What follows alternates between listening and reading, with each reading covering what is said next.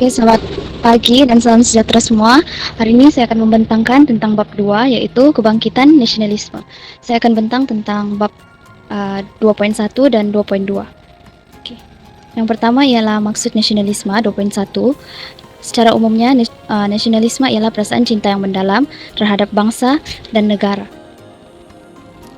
Ini pengenalan nasionalisme. Antara maksud-maksud lain Nasionalisme juga boleh ditakribkan sebagai semangat kebangsaan yang menjelaskan sikap dan pendekatan berkaitan dengan perjuangan menentang penjajahan serta pembelaan terhadap bangsa dan negara.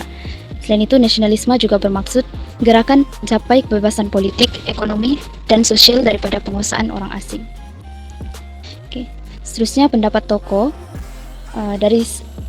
Terdapat 7 pendapat tokoh yang kita akan lihat pada hari ini. Yang pertama ialah Hans Kohn.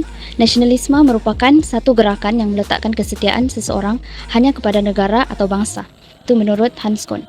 Yang kedua, maksud nasionalisme menurut Dato' Onn Jaafar ialah kita hendaklah menzahirkan sesuatu bangsa yang lebih tegap dan kuat, boleh berdiri di atas tapak kaki kita sendiri dan mengambil tempat kita yang sebenar di sisi bangsa-bangsa lain yang tegap dan bersatu. Pendapat tokoh yang ketiga yaitu Profesor William R. Rolfe.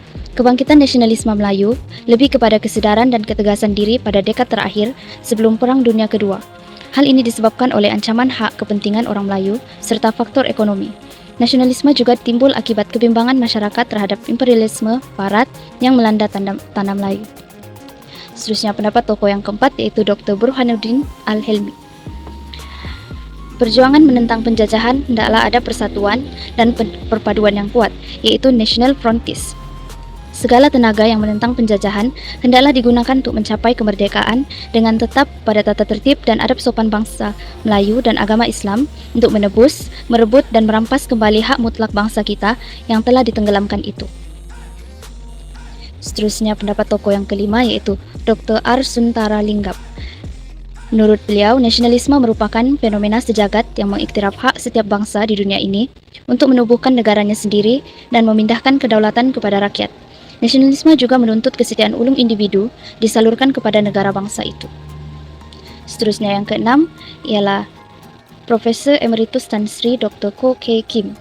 Menurut beliau, dalam konteks Melayu sebelum merdeka, nasionalisme digunakan untuk merujuk perjuangan orang Melayu bagi mendapatkan kembali kedudukan unggul dalam negara sendiri. Dan yang terakhir yaitu Profesor Datuk Zainal Abidin Abdul Wahid. Nasionalisme Melayu bukanlah gejala baharu hasil penggabungan tanah Melayu oleh British, tetapi nasionalisme Melayu telah wujud sejak zaman Kesultanan Melayu Melaka. Kesetiaan kepada raja merupakan ciri nasionalisme Melayu ketika itu, dan orang Melayu berpegang pada faham kebangsaan yang bersifat ketanah Melayuan. Okay. Itu untuk 2.1 tentang maksud nasionalisme secara umumnya dan juga menurut pendapat-pendapat tokoh. Yang seterusnya ialah 2.2, yaitu perkembangan idea nasionalisme di Barat. Nasionalisme di Barat berkembang hasil daripada penentangan terhadap pemerintahan beraja yang menggugat hak dan kebebasan rakyat. Idea nasionalisme juga dikaitkan dengan perjuangan untuk memperoleh kemerdekaan dan penjajahan kuasa asing. Secara keseluruhannya, punca nasionalisme ini ialah untuk memperjuangkan hak dan kemerdekaan orang, kebebasan rakyat dan negara itu. Terdapat 3 contoh revolusi ataupun nasionalisme yang berlaku di Barat. Yang pertama ialah Revolusi Keagungan 1688. Punca dorang punya Revolusi Keagungan ni ialah ingin menegakkan kedaulatan parlimen dan hak asasi rakyat. Revolusi Keagungan ni berlaku di British. Dorang mau tegakkan dorang punya parlimen dan kedaulatan parlimen dan hak asasi rakyat. Kenapa? Sebab Raja James II ketika dia menggubal undang-undang tu, dia gubal undang-undang tanpa parlimen. Dia dalam arti kata lain dia membelakangkan parlimennya dan dia buat undang-undang tu ikut suka hatinya saja. Begitu. Lepas tu oleh kerana sudah ada isu ni, jadi parlimen ni pun bangkit bersama dengan sokongan Mary II dan suaminya yaitu William of Orange dari Belanda untuk menentang Raja James ni. Dan akhirnya Raja James ni lari ke Perancis. Dia dipanggil Revolusi Keagungan kerana tiada pertumpahan darah berlaku.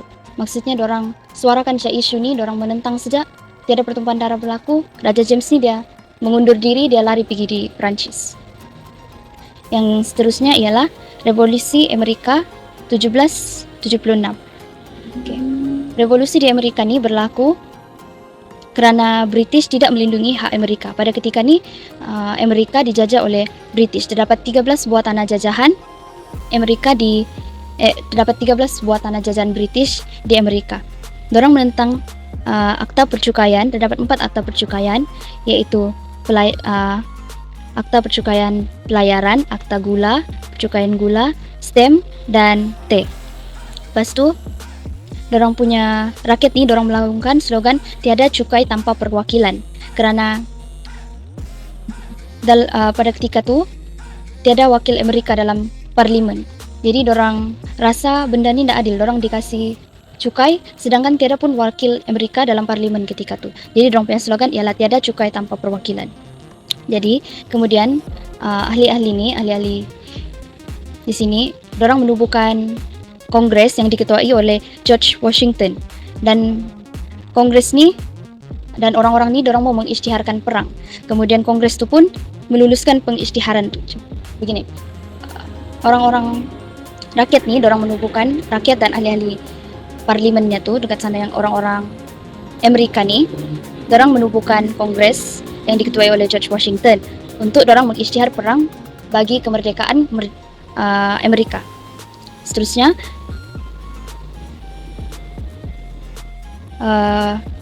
kongres ni pun meluluskan pengisytiharaan perang tu pada tahun 1776 yang ditulis oleh Thomas Jefferson. Surat pengisytiharannya tu ditulis oleh Thomas Jefferson dan kemudian diluluskan oleh Kongres Amerika. Dan selepas berlakunya peperangan, selepas isytihar perang, akhirnya British pun mengakui yang Amerika ni sebuah negara dan 13 buah tanah jajahan British di Amerika digabungkan dan kemudian terbentuklah Amerika.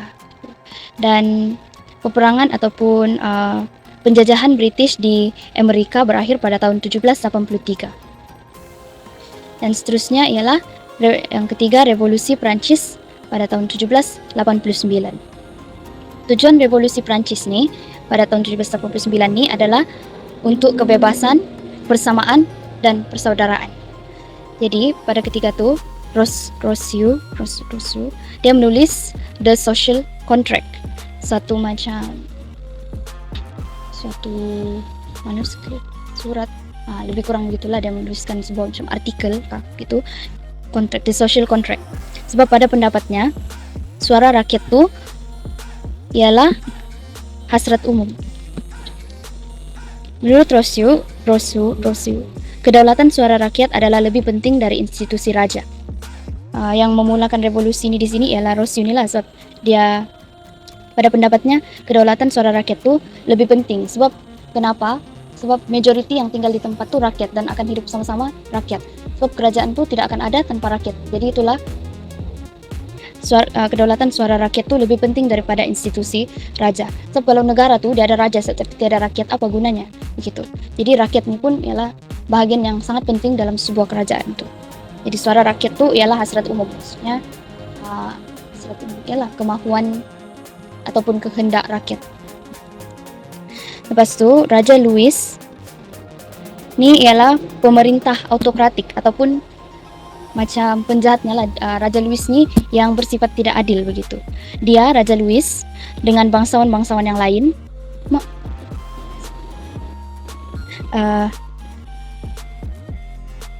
Raja Louis bersama dengan bangsawan-bangsawan lain, maksudnya ahli-ahli bangsawan ataupun parlimen-parlimen dorang dekat sana, yang orang yang banyak-banyak duit ni menjadi tambah kaya, sedangkan dorang punya rakyat semakin terbeban. Dorang ambil hasil rakyat tu begitu. Jadi orang-orang di Prancis ni dorang gempur penjara Bastille dan membebaskan tahanan politik, dan dorang menggulingkan Raja Louis pada ketika itu.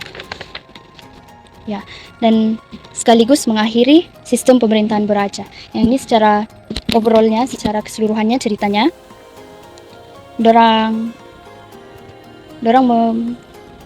memperjuangkan dorang punya kebebasan Mula-mula ada dicetuskan oleh Rosyu dengan dia punya The Social Contract.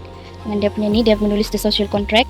Lepas tu melalui penulisan si Rosyu ni, dia meneruskan sampai jadi, diteruskan sampai orang menggulingkan Raja Louis dan akhirnya mengakhiri sistem pemerintahan beraja. Itu saja untuk hari ini. Terima kasih.